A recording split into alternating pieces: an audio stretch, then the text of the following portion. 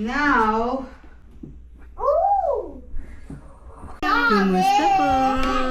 Couch, but mine was not Tingnan yung hair clip ni Maya. because mommy is home. Tatanggal na ba yung pizza mo tsaka watermelon?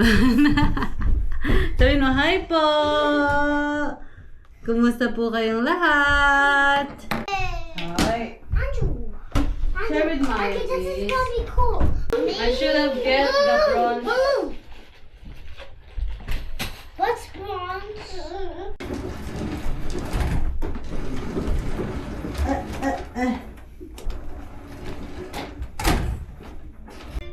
Okay, and then you can go back now, little beer.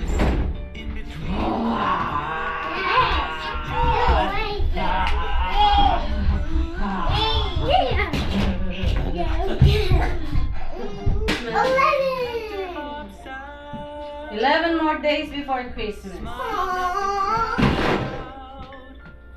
And let's go on. What happened? What? What happened? What happened? When we kissed? Wait a minute.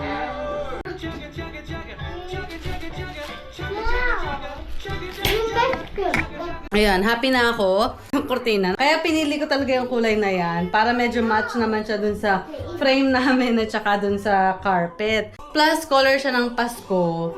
And kahit hindi na Pasko, maganda pa din siya. Match-match pa din siya, 'di ba? So, pinili ko talaga yung kulay na yan. Very specific yan sa isip ko. Kaya, nakailang store ako na hinahanap na wala talaga akong makita na ganyang kulay. Pero, ang problema ko, hindi man problema, pero parang gusot siya. Ewan ko kung nakikita nyo po, pero gusot siya, friends. So, kailangan ko ba siyang planchahin? Or meron akong steam, di ba? Yung ginagamit ko sa mga paninda ko. Pwede ko siyang i-steam para medyo mag-flatten. Effortan ko ba? Or magpa-flatten ba yan ng kusa? Let me know sa comment section below kung pagsasayangan ko ba ng oras. Or maybe in few days, dediretso na siya, di ba? So, I don't know. We'll see. Okay, friends. Tapos na kaming maglinis, mag-aral, at mag-lunch. So, actually, anong oras na ba? Alas 3 na pala. So, I don't really have a lot of time para gumawa ng mga hat.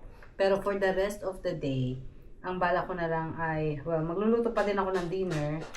Pero, ito na lang yung gusto kong gawin for the rest of the day, gumawa ng hats. Kasi, ang goal ko po ay makagawa ng at least 20 para i-donate. Gusto ko siyang gawing bagong family tradition na every year magdo-donate ako ng mga ginanchilyo or ninit ko na mga hats for babies. Hindi ko nagawa yun, pero the year before, nakapag-donate ako ng nasa 12 lang kasi yun lang yung nagawa ko. Tapos yung pinagbigyan ko, kasi sa church yun, sabi niya, sa ano daw ako mag-donate sa hospital, yun daw, lagi daw silang nangangailangan nun. And for babies, yung mas kailangan. So, ayun yung balak ko. Kaya lang last year, hindi ko nagawa. Ewan ko, busy yata. Busy din naman ngayon. Pero, alam niyo yun, minsan we just have to make time. So, mula pa nung nag-December, nasa isip ko na, I have to spend at least a day para ito lang yung gawin ko. So, finally, ito na yung araw na ilalaan ko para dito. Actually, the boys were helping me kanina. Si Lucas, kasi meron akong, gustong-gusto nila to gawin. So, they're helping me. Kaya lang ngayon, pinakit ko sila kasi nagnanap si Maya. So, para dun muna sila maglaro. And mamaya, pagising na si Maya, pwede na sila mag-ingay ulit dito sa baba. And pag nakita nila ako na gumagawa dito, gagawa rin sila. Makikialam sila, kumbaga. Ayan. Okay, ito na yung isa. This is for baby size.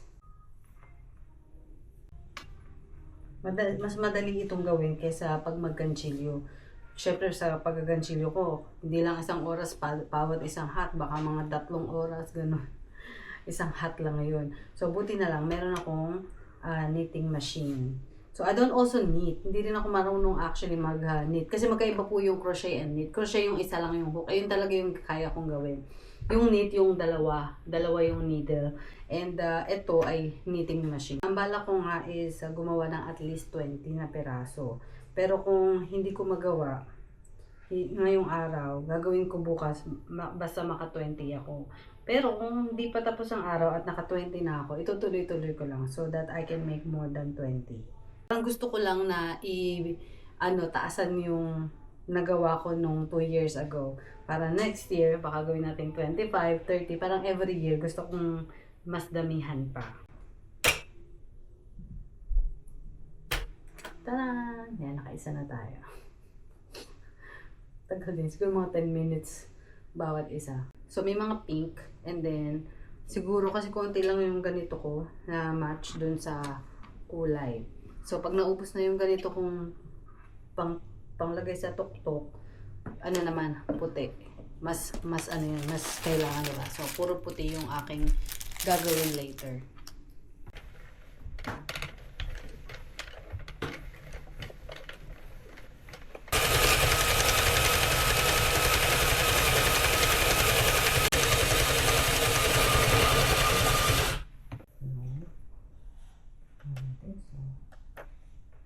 Maybe, yeah. Stop. Okay, so. That's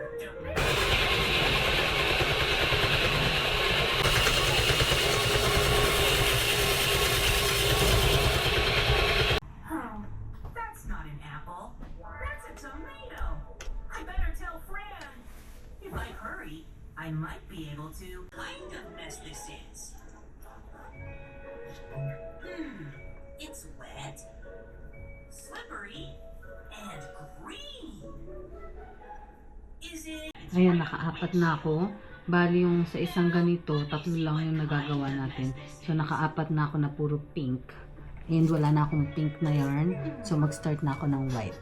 So, I think I will have 6 here. Buti na lang meron akong maraming puting pom-poms. Ganyan. So, okay yan. And then, mamaya, kung ano yung kulay ng pom-poms ko dito. Kasi marami pa ako dito ng pom-poms. Yun yung hahanapin ko na kulay ng yarn.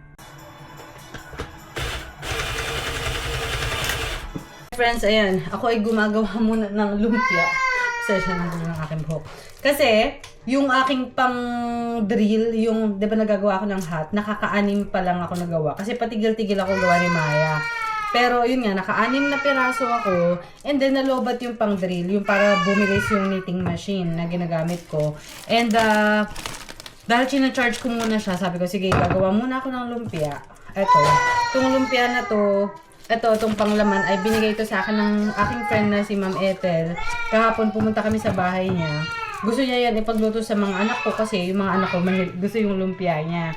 So kahapon din niya nailuto kaya sabi niya ibinigay na lang niya sa akin. So thank you Ma'am Ethel. Ayan, meron kaming libreng dinner. Dinner na namin itong lumpia. Marami-rami. Maaga pa naman. So kalahati lang iluluto ko. Mamaya na yung iba pagdating ng aking asawa. Sana matapos ko talaga yung 20 na hats. Kasi 6 pa lang. Eh, ang isang peraso, kapag tinutulungan ako ni Lucas, siguro kaya ng 10 minutes yung isa. Pero pag hindi niya ako tinutulungan sa isang hat, it will take about 15 minutes. So, medyo matagal din. Sa isang oras, 4 lang yung kaya kong gawin. Ito lang, ang ina-expect ko, tutulungan ako ng 2. I mean, tinutulungan man nila ako, pero konti lang. Kasi dati, every single time, nagagamitin ko yung knitting machine na yan, tinutulungan nila ako. Kasi natutuwa sila dun sa machine. So, they always help me to use that, ganyan. So, akala ko, tutulungan nila ako ng bongga today. Hindi, nainip sila. Siguro kasi dati, pag ginagamit ko yung knitting machine, pa isa-isang project lang, ganyan. So, they stay. Pero ngayon, siguro sabi nila, parang hindi natatapos, mami, ang dami natin ginagawa. Hindi natatapos yung project. So, iniwanan na nila ako. So, now I have to do it on my own. Pero maybe they will help me more later. And gusto ko pa naman sana, tulungan nila ako ng bongga. Kasi the reason why I'm doing those hats is para sa kanila. That's actually, okay, of course, we want to help. Diba? I really want to make the hats to donate, to help, to share some free hats dun sa mga newborn babies sa hospital. Of course, that's one of the goal. But honestly, mas madali kasi kung gusto mo lang din naman tumulong. Minsan mas madali rin na magbigay ka na lang ng cash, 'di ba? Tapos marami din naman akong baby hats na galing sa aming paninda. So, pwede ko naman i-donate na lang yun 'di ba? We can do that or you can do that, right? Na cash na lang. Pero kasi ang purpose ko sa hat is also for my kids. Gusto ko makita nila na, meron kaming family tradition na we try to, every year we try to, be more to help, parang ganyan, or to make something as a sign of gratefulness. Gusto ko tong gawing tradition na makikita nila na every year we do something as a family and then we donate these things. Yung parang something na very visible, tangible para sa kanila. Kasi para mas maalala nila at maramdaman nila na may ginawa sila, may naitulong sila sa ibang tao. Parang gano'n. So, gusto ko yun ma-develop sa kanila kahit na ngayong bata pa lang sila. So, yun yung reason kung bakit ko yan ginagawa. And again, inumpisahan ko yan 2 years ago. Last year, hindi ko nagawa. So, hopefully, matuloy ko siya every year hanggang sa mag-sink in sa mga anak ko na this is our family tradition. In the long run, tuturuan ko yung mga anak ko na maging matulungin, 'di ba? So, pagkatapos na ako na i-guide sila, pag mas matanda na sila and they make their own decisions, then they will be more naturally matulungin, 'di ba? Especially as a kid na parang feeling ko hindi naman sila nahihirapan sa buhay, and it's also one way to parang show the appreciation of what you have. Ayun din ang sinasabi ko sa kanila, because you have good life. Sinasabi ko sa mga anak ko, I think you have good life. They have everything they need, and other kids don't have that. So I want them to show gratefulness through helping others. Mas malaki na sila and they can make their own decision, or they can make their own thing. Like maybe they don't like knitting, maybe they can make something, maybe they will love cooking, diba? And then maybe they will volunteer to cook somewhere else. Yung mga ganun, I don't know kung ano yung magiging gusto nila. I don't know kung ano yung matitripan nilang gawing sa buhay, pero I want them to use that, or to use whatever skill or whatever opportunity they have to also help people. Parang ganun yung aking idea. So, I hope I'm doing right. And yeah, let me know sa comment section below how you teach your kids. Especially my older subscribers. Kasi I know na marami akong subscribers na older. I'm sure you have a lot of something to share. How do you teach your kids gratefulness? Para maging generous sila or maging matulungin sila sa kapwa. How do you teach them that? So, I don't know. I just want some idea ba. Ready! Aray ko.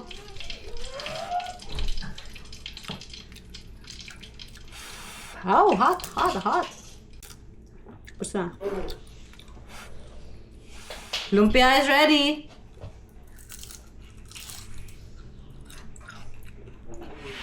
Mga anak ko hindi masyadong nagkakanin. Pag nagkumain sila ng lumpia lang. Pero maramihan. So, mauubos nila to. Tayo walang rice. Ako hindi. Kailangan ko ng rice, diba?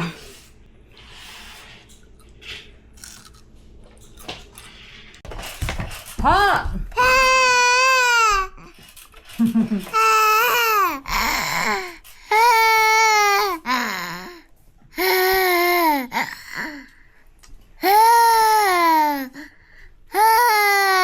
Mommy, you are just eating because it's hot? Too hot? What you are just... No, I stopped eating because it's too hot. I just tried it. It's yummy. You will like it, of course. It's Lola Eto's lumpia. Oh. Okay, just hold it. Yep. Whoop. Sabi ko na. Okay, ready? Okay. Okay, I'm gonna hold it. And I said stop, you have to stop it.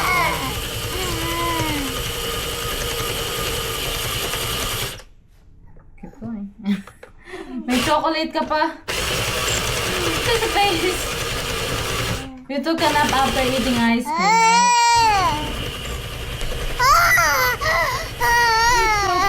Maya, this one is for you. I brought this for you. Wow.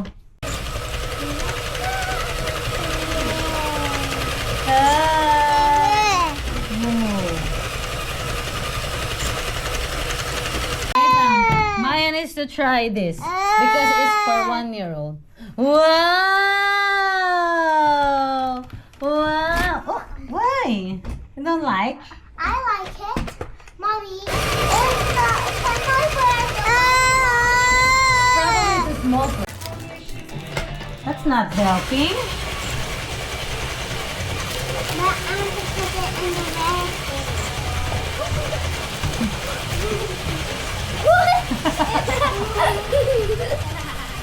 He didn't want to put it in the bowl.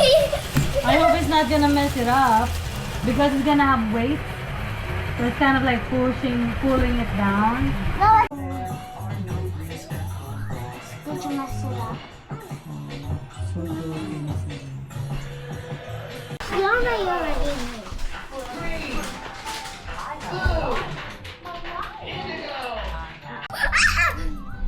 Oh no!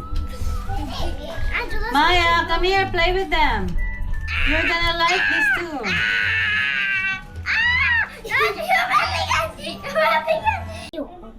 And then, oh, I need to. Oh, stop!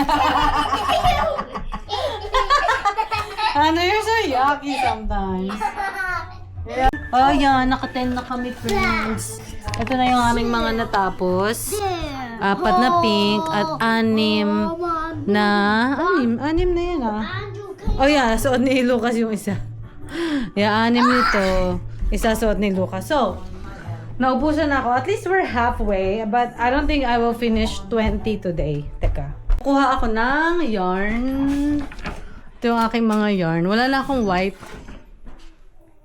Tapos, yung blue naman. Ay, yung blue siguro. Kaya lang, wala akong pom-poms na teterno. Ay, may pink pa ako. Tsaka itong green. So, sa isang ganito, tatlo lang yung nakukuha ko. So, I need maybe 3 or 4 more. Dapat light colors lang kasi bata. So, kunin ko yung green. Sure. Look at that mess. They're playing all the things. Pom-poms. So, for this, I know I have 2 more pink na para kapareho niyan isa. I know I have more pink. 2. For this green though, wala na akong green. I don't think I have a green pom-poms. Maybe white? Maybe I can make a green with a white top. Green. 1. It's the slime! Hi, Maya!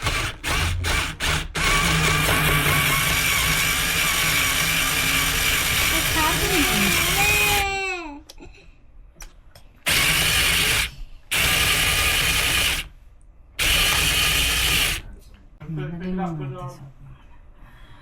Wow!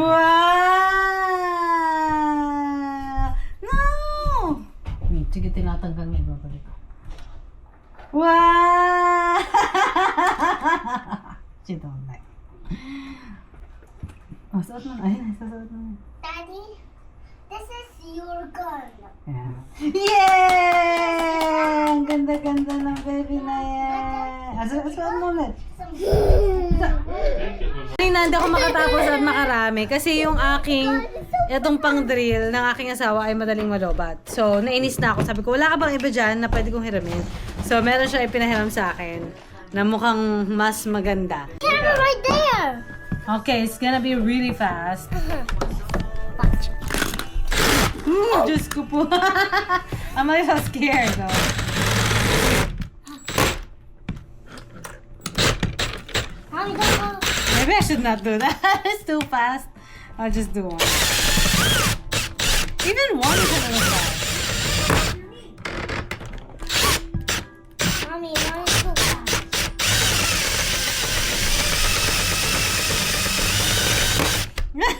Oh my god, it's gonna break it. Like a death one.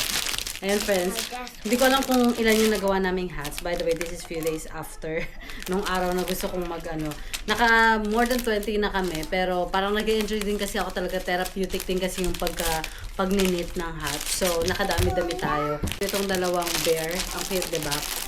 Ito ay ginawa ko dati nung time na parang inaral ko siyang gawin. Tapos, ang dami kong nagawa, pinamigay ko sa mga anak-anak ng mga friends ko dito. Tapos, may 2 pang natira.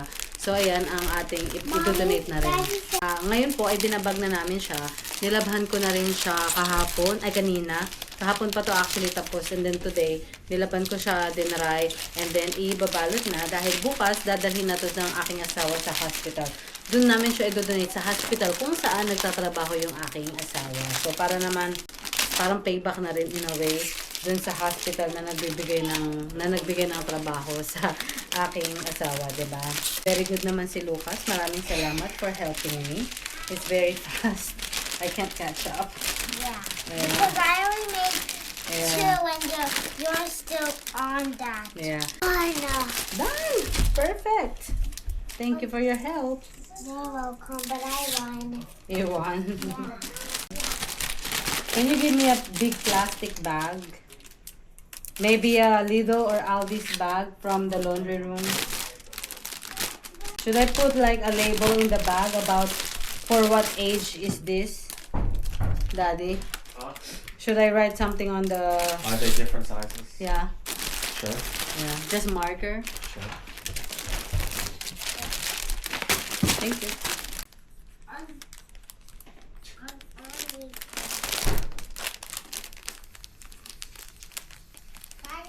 So also pala, initially, ang gusto ko tong ibigay sa sa puro pang baby lang. Parang sa delivery room, delivery department. Parang gano'n yung naisip ko.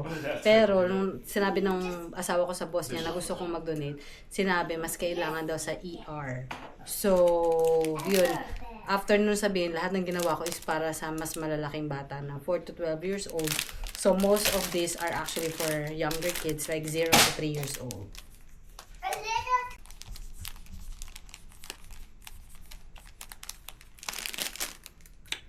Alright. Medyo kailangan i-dry ng konti yung marker. So, try ko. Kung meron lang ako mas maraming time, siguro next year, mas marami akong gagawin na ganito. Kasi yung cute niya, diba? Para sa bata. So, I think next year, maybe I will try to do this more than the hats. Pero kasi mas matagal to gawin. Parang, siguro yung isang ganito, at least 30 minutes. Isang doll. Baka hindi lang. Mas mabusisi yung detalye kasi ng mukha, magtatahi. Mas madaming tahi, kumbaga. So, yun. Pero I also use the knitting machine. Ayan. Anyway, let's bag this. Hindi ko alam kung ilan eh. Hindi ko pa nabilang. Alright, let's count. So, I have yung malalaki. Ito, isa, 2, 4 na purple. Bali, 6 lang yung malaking size. Yung pang-4 hanggang 12. 1, 2, 3, 4, 5, 6. Okay, 6. And then, kasi itong isa lang yung pula kasi natirang yarn lang to. Kumbaga parang hinihabol ko lang. Ano na nga? 6, 7, 8, 9, 4, 25, 26. Ah, naka 26. Oh. Ito pa. 27. Bakit ito napahiwalay? Kinuha siguro ni Andrew. Then sabi ko 27. Oh, madami rin pala. I'm so happy, you know. Nakakasaya po talaga siya. In fairness. Ako kukuha na lang ako ng isa pang bag na ganito para paglagyan ng mga hats. And then, tapos na. Ibabag ko na lang siya. Ready to go na to. Bukas, dadali na ang aking asawa. But, magpapaalam muna po ako sa inyo. Marami pong salamat sa inyong panonood at patuloy na pagsuporta sa Mezzy Life. Hopefully, ay na-enjoy nyo po ang vlog na ito, ang aming vlog for today. And sana naka-impluensya din ako na maalala ba ng ating mga manonood ang totoong spirit of Christmas, which is, the spirit of giving. And of course, Merry Christmas to everybody. Nasaan man po kayong panig ng mundo, sana po ay maging masaya ang inyong Kapaskuhan. Marami pong salamat. Till the next video. Bye!